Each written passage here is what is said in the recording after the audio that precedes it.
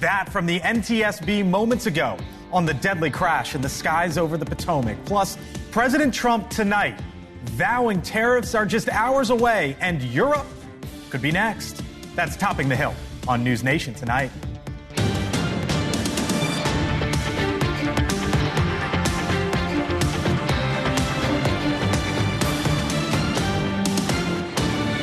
The word tariff is a very misunderstood word. You've heard me say, I say it kiddingly, but it's one of the most beautiful words in the dictionary. Spin the globe, near and far, some usual names and relatively new ones at the forefront of the Trump administration today. Hello, good evening. Welcome to Washington. I'm Blake Berman. This is The Hill on NewsNation. Tariffs against China, Canada, and Mexico just hours away. And now the president announcing that Europe could potentially be next.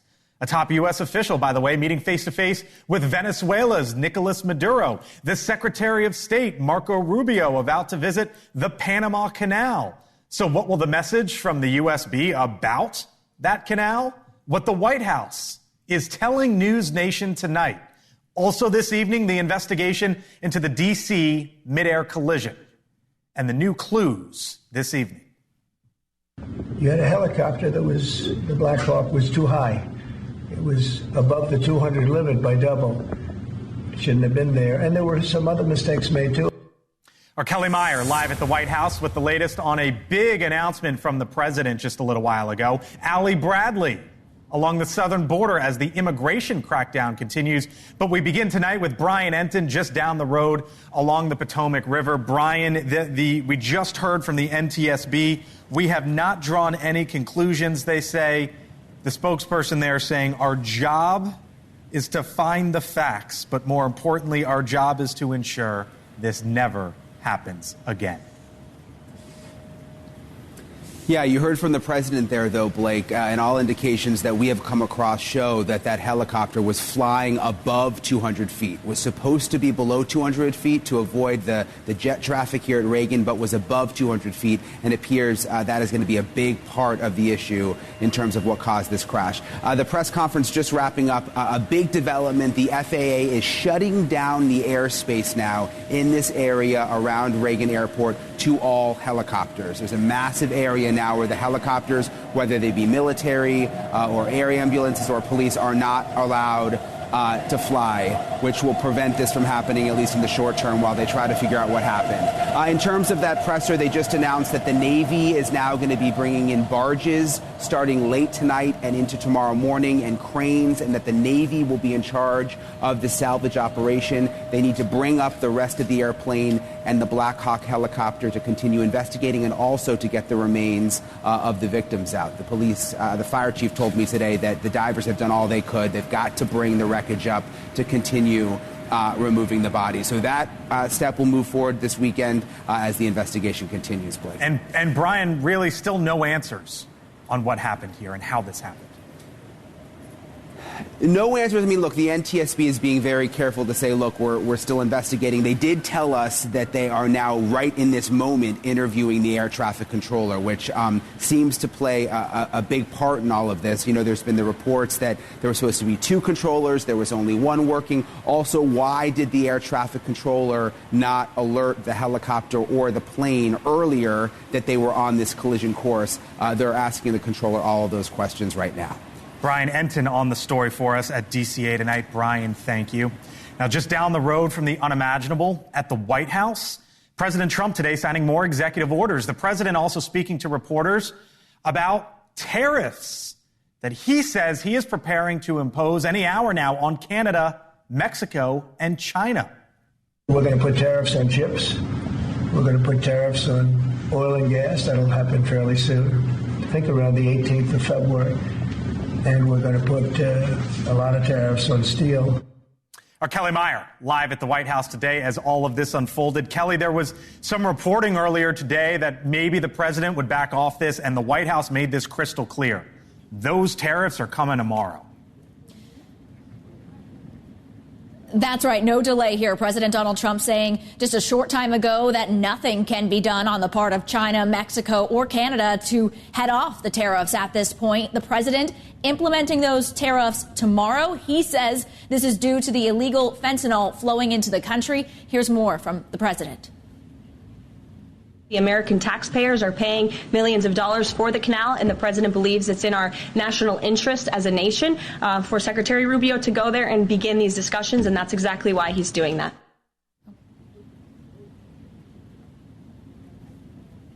And we'll get into that in a minute with the visit to Panama for Secretary Rubio. But President Trump, he isn't stopping there with his tariffs. Trump saying that he will put tariffs on oil and gas, steel and aluminum soon. The president said he was eyeing February 18th to impose oil and gas tariffs. So we'll be continuing to watch what happens next here. Blake. Kelly, obviously the wrong clip that was played there. Caroline Leavitt, the press secretary, talking about Marco Rubio's trip to Panama, the Panama Canal, of course, something that President Trump has been talking about. You asked that very question to the press secretary today. What's the sense that you're getting, or at least the sense that the administration is trying to put out tonight about the secretary's visit to Panama?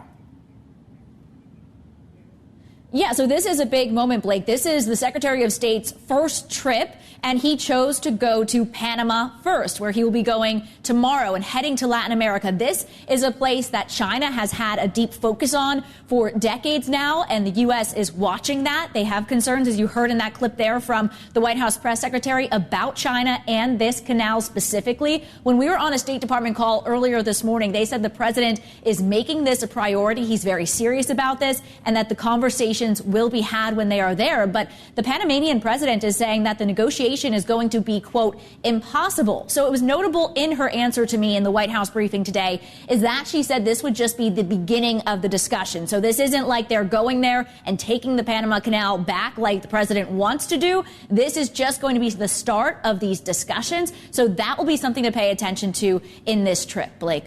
Kelly Meyer, live tonight at the White House. Kelly, thank you. So Panama, Mexico, Canada, China, all topics today before the president and his administration. But so is Venezuela. President Trump's special missions envoy, Rick Grenell, traveled to that country today. He is there negotiating directly with Nicolas Maduro. The White House says there are two reasons: to bring home Americans detained in Venezuela and immigration. Number one, Rick Grenell has been instructed to identify a place and ensure that repatriation flights of Tren de Aragua members, of Venezuelan nationals who have broken our nation's laws, will land in Venezuela. So as the Trump administration cracks down on illegal immigration and violent criminals, including Venezuela's Tren de Aragua gang, there are now growing threats against immigrations and customs enforcement officials and Border Patrol agents. Our Allie Bradley live once again at the southern border, Del Rio, Texas tonight, with this story and what she's hearing. Allie? Yeah, hey, Blake, probably not that surprising to you that there are some kind of unkind things being said about ICE and other local law enforcement that are involved in these enforcement operations. But these threats right now that we got our hands on, they're being taken seriously enough by CBP that they actually kicked out a memo across the agency warning of these threats. So we were able to obtain this through our CBP sources. Now, some of these posts are pretty aggressive here. Some of them, they're calling for just the outright murder of ICE officers. They're telling people, kill your local ICE police, telling illegal immigrants to defecate in the trucks, telling them to impale them with nails, to spit in their food. These are circulating across social media, causing this concern for these local officials that are boots on the ground. Now, Border Czar Tom Homan, he told our NewsNation's Kelly Meyer this week that leaked information about operations has actually forced them to pivot on these ops and reschedule them because the safety of these officers is then at risk here. So take a listen to what the Border Czar had to say about that. We got many target cities, but I'm not going to share them with you because we got to keep our officers safe. Matter of fact, Chicago, that operation was leaked, so we had to reschedule that one. So we need the element of surprise, right? Because officer safety issues. We don't want the bad guy to know we're coming to keep our officers more safe. So this all comes as there were 2 reported cross-border shootings earlier this week, namely in Fronton, Texas. That's in the Rio Grande Valley sector, where Border Patrol actually exchanged gunfire with suspected cartel members. That video that you're looking at, that's the Mexican military response after the incident took place. Now, Blake, we also just got our hands on a memo out of the Rio Grande Valley sector that actually says that this is kind of crazy here, that the cartels authorize the use of weaponized drones, explosives against CBP personnel and U.S. law enforcement down there at the southern border. Now, they're actually being encouraged, of course, to remain cognizant and vigilant, but they're also being encouraged to use their long arms, Blake. I have never seen this in a CBP memo before. They say, wear your ballistic gear, yes, but they're telling them, hey, have your long arms. Yes, they are saying, watch out for these weaponized drones. We've seen a lot of infighting with 2 different factions of the cartel down in Tamaulipas, that is on the south side of the border in the Rio Grande Valley, and they have like an all-out war happening between these cartel factions. So they are warning now that they might be using these weaponized drones against U.S. personnel on this side. So definitely cause for concern there. Wow. Our Allie Bradley live tonight along the southern border there in Del Rio, Texas. Allie, thank you. So ICE raids sweeping parts of the country, but what if it happened at your child's school? What's being said in several different states. Plus, he calls it a super big deal. How the Doge boss, Elon Musk, says there could be no inflation in the U.S. by next year. Believe it? And Senate confirmation hearings turned contentious for the president's top cabinet nominees. Are they in jeopardy? You're watching The Hill here on News Nation. Thanks for being with us tonight in Washington. This is the center of politics. I'm Blake Berman. We're back in 4. They would be very wise to comply with this administration, because this administration is hell-bent on enforcing our nation's immigration laws, and this administration will continue to arrest and detain and deport illegal migrant criminals. All right, welcome back here to The Hill on News Nation. That, of course, the White House Press Secretary Caroline Leavitt touting the Trump administration's immigration policies at today's briefing, including the recent ICE raids that are happening across the country. But Democratic mayors and lawmakers across the country as well, in large cities especially, say they're concerned. Joining me now, the Democrat from the state of Maryland, Congressman Glenn Ivey. Congressman, thanks for being back with us tonight here on The Hill. Always appreciate talking to you, sir. Thanks for having me. You got it. So there's this national conversation that's taking place, right? I'm looking at 63% of Americans who say if there were illegal immigrants who came in during the Biden administration, deport them. 87% say if they're illegal immigrations with criminal records, deport them. That's the New York Times poll that came out in the last week or so. Do you believe that's a fairly mainstream view at this point? And if not, why? I would think so. In fact, I'm surprised the 87% number isn't higher. I would think we'd want to be deporting all violent felons who were here in the United States illegally.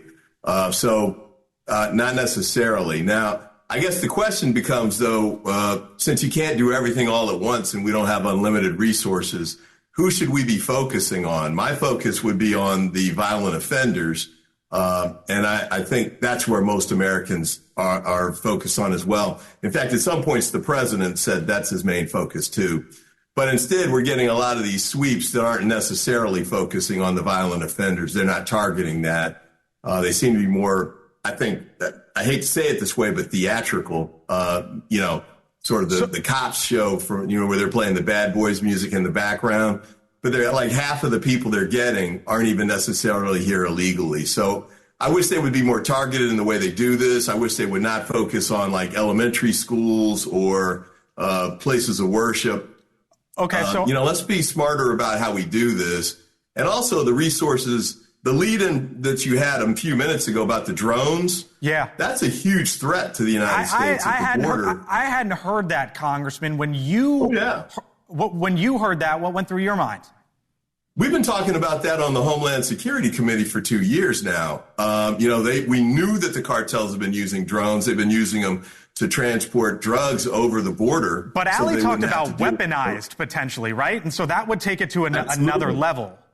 Absolutely. But that's not surprising to hear that. After you saw what happened with Ukraine and especially with the Hamas attacks in Israel, where they use drones, very inexpensive, very unsophisticated, but very effective to drop bombs. You knew that was coming. So, my thought and the push that we made, I think in a relatively bipartisan way at the committee, was to try and get funding to do that so that our Border Patrol agents could match those efforts there. And another example of that was Butler. The shooter ended up having a drone capability that was not matched by the Secret Service that day. We should be really focusing a lot of things we got to focus on, but that's a big one that we should focus on. And we're not really doing it in the way that we should. You talked about Border Patrol agents, right? Down there at the border. If according to Allie's reporting, if this is what's coming next, and as I hear you, it does not surprise you as a member of Congress. I also just saw the president last week make the move of putting U.S. troops down at the southern border. Do you think we need more of them? I don't know if I would take that step yet. I know we do need more Border Patrol agents. We've been talking about that for 2 years as well, and there has been a push for additional funding for that. We had some of our Republican colleagues, mainly the Freedom Caucus, who didn't want additional funding last year. They said they've got enough money to do the job with the resources they have. I think at this point, everybody's calling for additional resources. Everybody wants more Border Patrol agents. I think that should be the first move that's made by the Trump administration right now at the border. I hear a lot of bipartisanship out of you, Congressman, and it's as you laugh, you're laughing because it's refreshing and it's not typically normal in this town. But I want to turn your attention to comments that the leader of your party there in the House, Hakeem Jeffries, made earlier today because it's getting some attention. Here it was. I'll get your reaction on the other side. We're going to keep focused on the need to look out for everyday New Yorkers and everyday Americans who are under assault by an extreme MAGA Republican agenda. We are going to fight it legislatively. We are going to fight it in the courts. And we're going to fight it in the streets. It's that last part there, Congressman, the fight it in the streets, that's really getting the attention, and whether or not the House Minority Leader went a little too far there with that. Should he walk that back? Should that be the messaging from your party?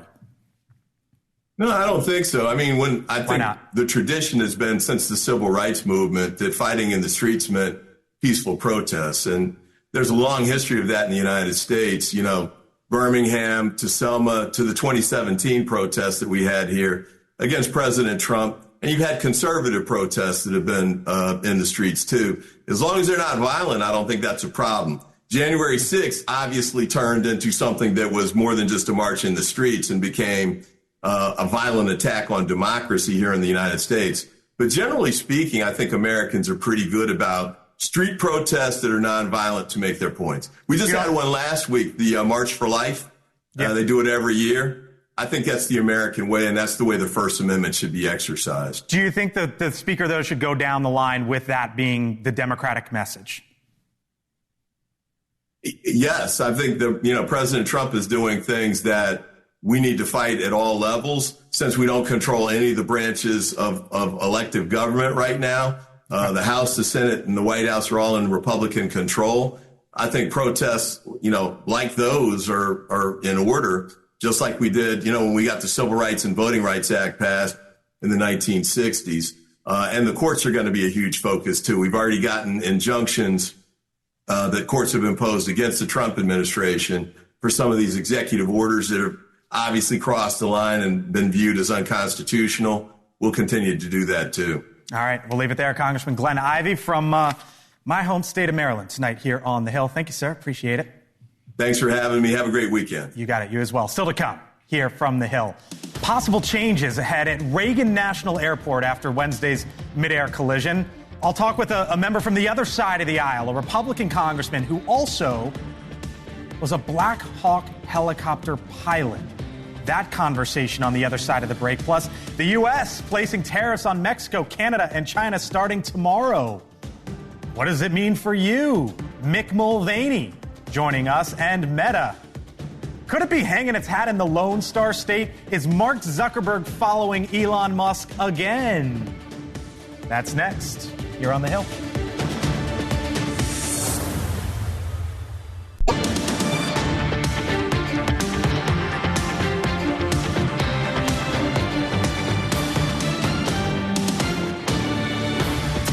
Welcome back here to the Hill on News Nation. 6:30 just about here in Washington. Meta's $25 million settlement.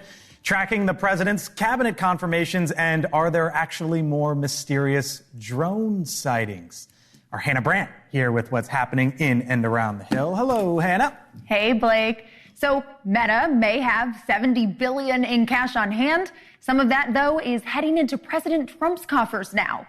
Meta is agreeing to pay out $25 million to settle a lawsuit brought by Trump after his social media accounts were suspended in light of January 6th. $22 million of that will go towards Trump's future presidential library. Now, here on the Hill, the dust from yesterday's fiery confirmation hearings is beginning to settle. At the moment, Tulsi Gabbard appears to be in the most trouble, followed by RFK Jr., while Kash Patel looks a bit safer. Senator Bill Cassidy, who said he's struggling with Kennedy's nomination, is the biggest question mark right now for RFK Jr., prompting some pretty major infighting.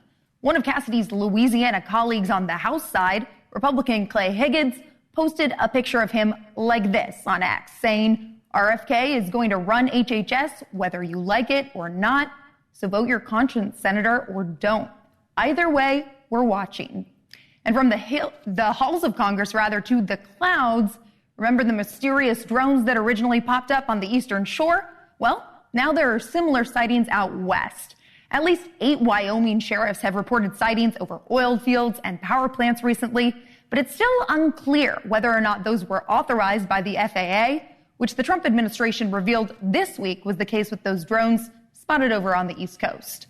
And that's what's happening on the Hill, Blake. So we got some answers earlier this week because Caroline Leavitt, the press secretary, came out with a statement from President Trump and said, look, these drone sightings on the East Coast were authorized. This was not the enemy. There were some for, quote unquote, various other reasons. That's right. Which is still a pretty big hole, right? That's right. And you gotta wonder if some of this stuff is military, especially over these sites. She gave us some answers. She kept some mystery in it, though. Like you said, she said research and various other purposes. Right. And then she said some of them were private drones, too. So a mix of those FAA authorized and the private drones. Right. But she started her briefing off with it. Yeah, more questions than we got in the last administration. Yes. Still, though. Yes. More questions, and it seems like possibly more sightings. Hannah Brandt. That's right. Thank you very much. Appreciate it.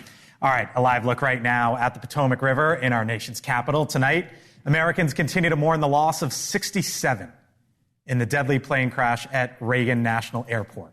Recovery teams still working and investigators still trying to figure out exactly what happened that evening. A look here right now gives us an idea of how all of this seemingly unfolded at the time of the collision. American Airlines Flight 5342 preparing to land when a Black Hawk helicopter collided with the passenger plane. At this hour, 41 bodies, we are told, have been recovered, 28 of which have been positively identified. The FAA is restricting helicopter traffic over the Potomac and around Ronald Reagan National Airport. Black boxes have been recovered from the American Airlines passenger plane, though the NTSB says they also recovered the helicopter's black box. Now, during the same week as the crash, reports say the two planes aborted landings at DCA due to helicopters being in their flight path. Joining me now is the Republican congressman from the state of Colorado, Gabe Evans.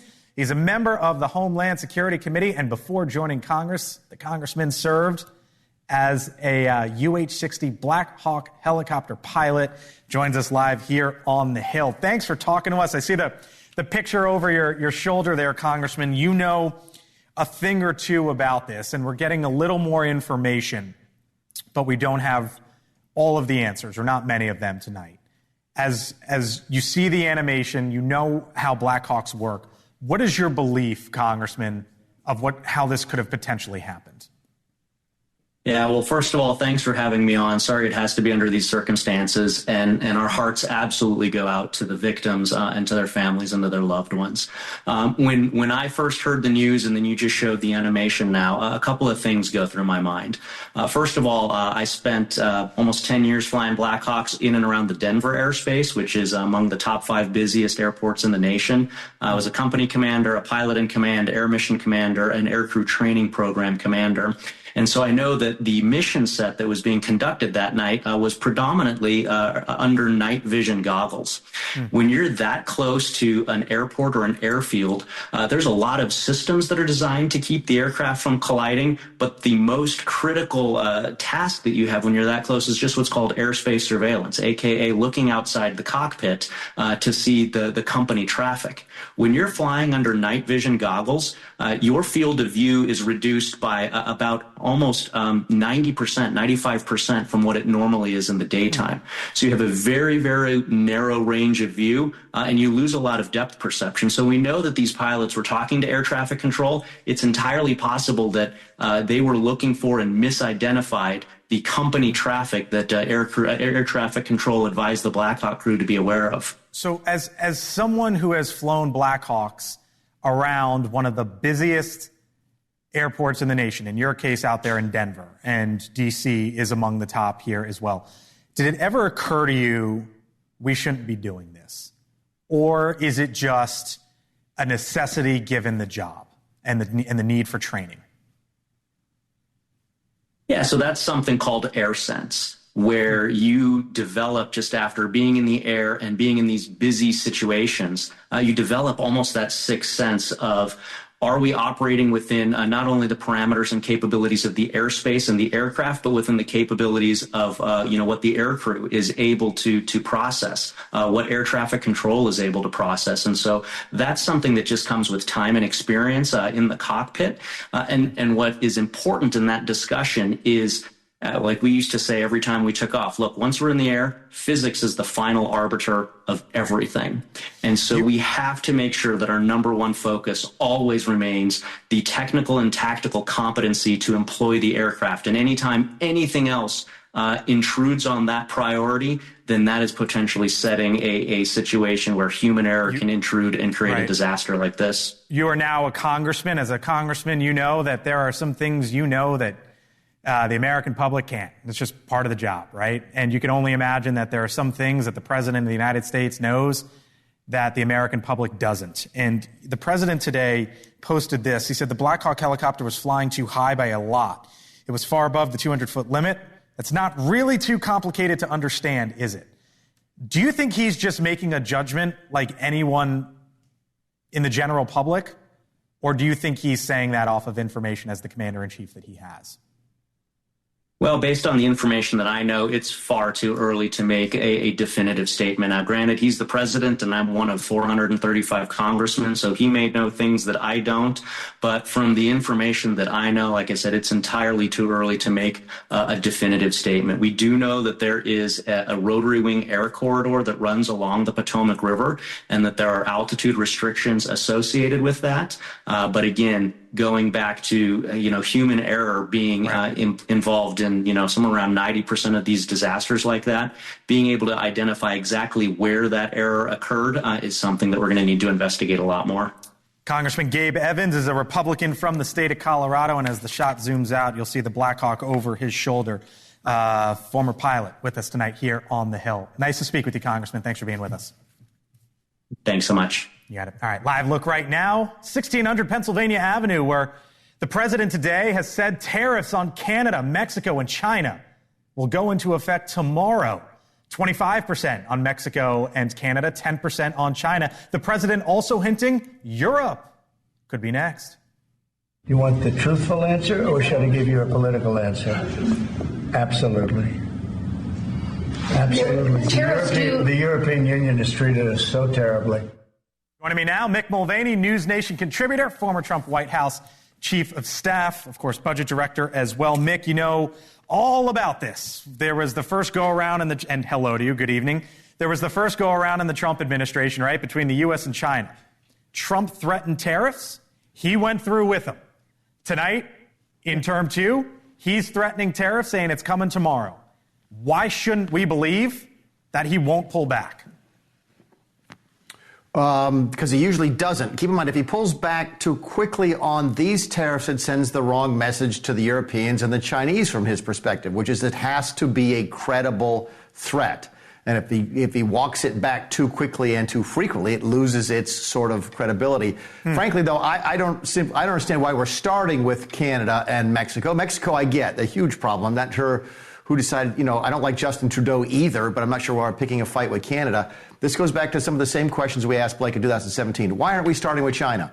Why aren't we starting with China? Why are we starting with our friends and closest neighbors? Again, I get Mexico because of the immigration. I support that. So why? Entirely. Answer that question. What do you think it is? You know Donald Trump better than anyone, or better than most. I have no idea, other than he's trying to send the message to them. Look what I did to Canada and Mexico. Look what I did to Europe. We're coming for you next. So again, it brings that credibility to the threat is the only thing that I can think of as I sit here tonight. The market reacted to this, Mick. There was a sell-off there at the corner of Wall and Broad. Started with the 1 o'clock press briefing and then accelerated throughout the day. I believe some sell-off in the after hours as well. Does that spook the president? Does that shake him at all? Spook, shake, not the right word. If you look for something that might cause him to sort of change his mind, there's two things that can really do it. Really, really bad press, including from sort of the center-right press outlets in this country, like he got last week with the OMB memo, or really bad market response. He follows the market every single day. So does all of his friends. He's lived in New York his whole life. It's how he measures whether or not things are going in the right direction. So, yeah, if the market tanks on Monday, you might expect something out of the White House to sort of maybe put some nuance in things. Mick, you were the budget director. I only have about 30 seconds with you, but Elon Musk suggesting today that reducing the federal deficit from $2 trillion to $1 trillion in FY26 means cutting $4 billion on average a day in spending from now to September 30th. That still would result in $1 trillion deficit. But economic growth should be able to match that number, which would mean no inflation in 2026. What say you? And you gave me 30 seconds on this one, Berman. Sorry. You're absolutely killing me. We can do it. That second paragraph makes no sense. Would result in a $1 trillion deficit. Economic growth should be able to match that. It's meaningless. And that's what really starts to worry me, is that the guy that we're putting so much faith in, and believe me, I want these folks to succeed. There's no question about it. But that tweet bespeaks a complete misunderstanding of how the budget works. But there's some who hear this and mean, what do you mean if he gets rid of $1 trillion? How could that be meaningless? Yeah, but no. Listen, it's great. You get rid of $1 trillion. That's fantastic. It's the second paragraph about, well, we'll get it through economic growth and no inflation. I think the economic growth, I did the math, has to be 16%. And you have to be able to get that. We've averaged, I think, about 2.5% since World War II. You have to get that with no inflation. It looks to me, Blake, like they're looking for a way out from this $1 trillion or $2 trillion sort of commitment that they were going to get rid of the deficit through DOGE. I've never thought they could do it from the beginning. I think this tweet is opening the door to tell you they're starting to figure it out as well. Interesting. We ended up having a little more time. Mick Mulvaney, thank you, sir. Appreciate it. Talk to you next week. Thanks, Blake. You got it. Still to come. The big hearings up on Capitol Hill this week. Kash Patel, Tulsi Gabbard, RFK Jr. Where do they stand this evening? And Chris Steyerwalt, his new column out today, Whole Hog Politics. We'll get into it. Other side.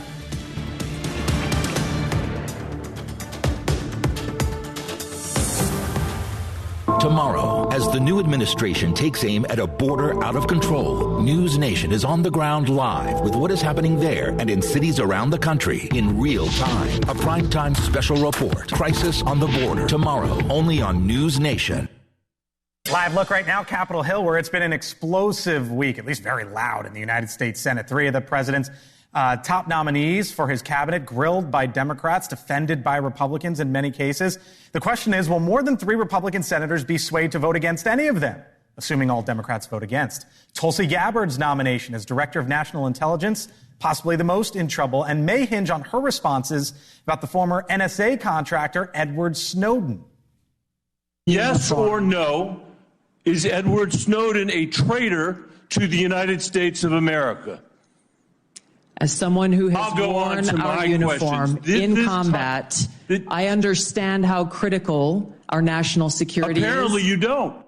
Today, Snowden came to Gabbard's defense by quoting the Missouri Senator Josh Hawley, quote, her sin is that she told the truth about the government spying on Americans, and for that, she is getting absolutely persecuted. Kash Patel, Trump's pick to lead the FBI, pushed back on the Minnesota Senator Amy Klobuchar. Is Bill Barr on your list of whatever you want to call them, been referred to as an enemies list. You've called them deep state after serving his country as the Attorney General of the United States. Is he on your list because of a personal vendetta? It's not an enemies list. That is a total mischaracterization. And Robert F. Kennedy Jr.'s the president's nominee to be the Health and Human Services Director, clashed with the Vermont Senator Bernie Sanders over drug company profits. In 2020, you were the single largest because I had receiver of pharmaceutical money from workers all over this country. Workers, you were the not a nickel from corporate tax. You were the single largest acceptor of pharmaceutical dollars. No, from workers in 1.5 million. Yeah, out of 200 million.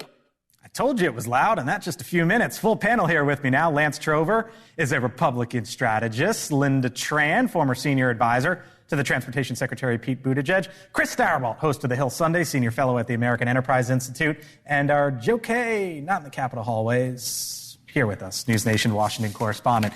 Hello to you all. Thanks for being in here tonight. A big week of news. Where are you tonight on the confirmation process with those? The Senate's doing its job. They're asking tough questions. That's what the process is all about. That's what they're supposed to do. What I'm watching is I know there's a lot of back and forth and people saying they're in trouble. I'm not seeing a lot of red flags coming out of the White House right now. And so I feel like if they really were in trouble, I think we'd see a lot more action on social media. We'd see a lot more outpouring from Trump supporters. And we're not seeing that right now. So my guess is they're probably okay for the moment. For the moment. The outpouring we are seeing is definitely not helpful. I mean, I don't know what Edward Snowden thought he was doing by bringing attention to the connection between him and Tulsi Gabbard, but I can't imagine Tulsi is particularly happy about that. And obviously, she really is the one that is most at risk. We've been hearing lots of responses from, quote, troubled Republican senators after her hearing. What are you hearing up on the Hill? So, first of all, I would just say don't underestimate Donald Trump and the White House's ability to really exert some pressure and make it harder for Republicans to vote against. The reason that Tulsi is considered the most in trouble, what I've heard, is that they're sort of trying to tee her up to answer the question the way that they would like to hear, Republicans, like Susan Collins, like Todd Young. At one point yesterday, there was a question to her, several times about Edward Snowden. And at one point, Senator Young looked at her and said, is he a threat, yes or no? And I hope your answer is quick, meaning just say yes, right? That's a Republican. Yeah, that's a Republican. There are several like that are just not hearing the things they need to hear to have her clear that hurdle. That's why I think she's in trouble. Kash Patel did a lot to allay the concerns that Republicans had about him. He split with Trump on the January 6 pardons. He spoke up for the independence of the FBI. He sounded normalish, right? And that was a departure. RFK is a wild situation, right? He's just a wild person and wild opinions and fighting with senators. That one, as Joe says, they'll have to just ram it through. They're just going to have to pressure and browbeat Republicans till they go. They can't all be Doug Burgums, right? Because they could all be Doug Burgums, and this is the thing. What was the Burgum vote? What 79. Did he have? He got 79 votes. So the Democrats are more than willing to vote for normal, competent, qualified people, but they're not willing to go to weird places.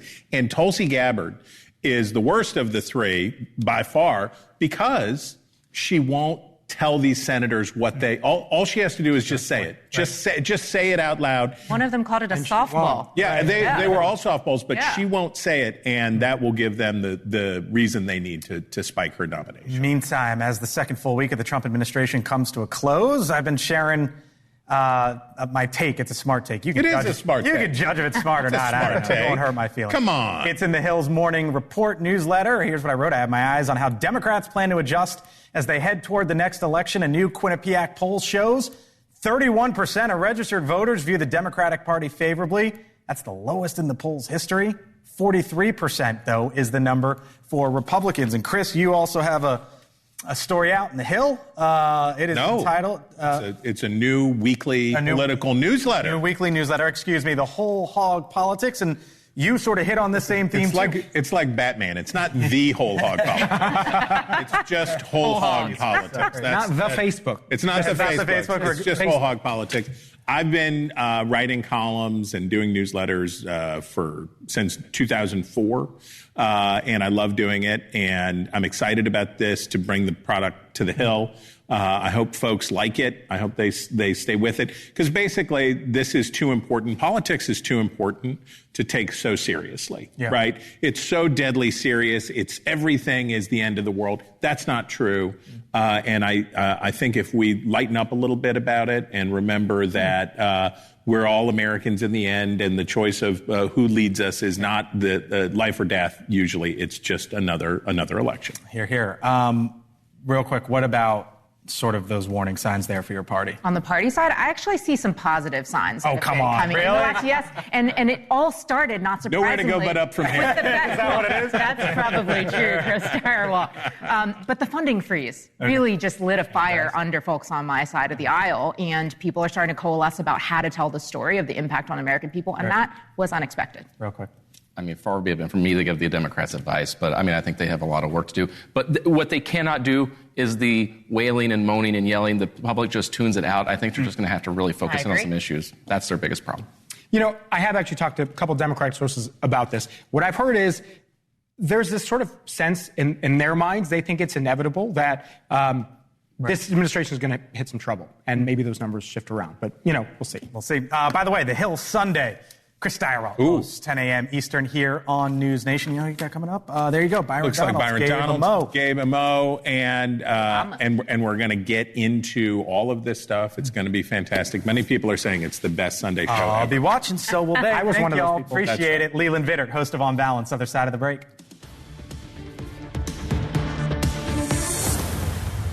Before we say goodbye here on The Hill, here's a story that caught our eye. Headline, Wall Street Journal, Meta in talks to reincorporate in Texas or another state, exiting Delaware.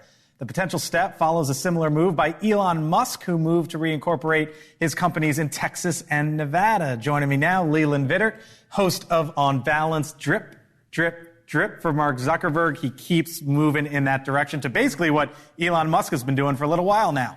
Mark Zuckerberg keeps following the money, you might say. Okay, that's sort of been a hallmark of his career.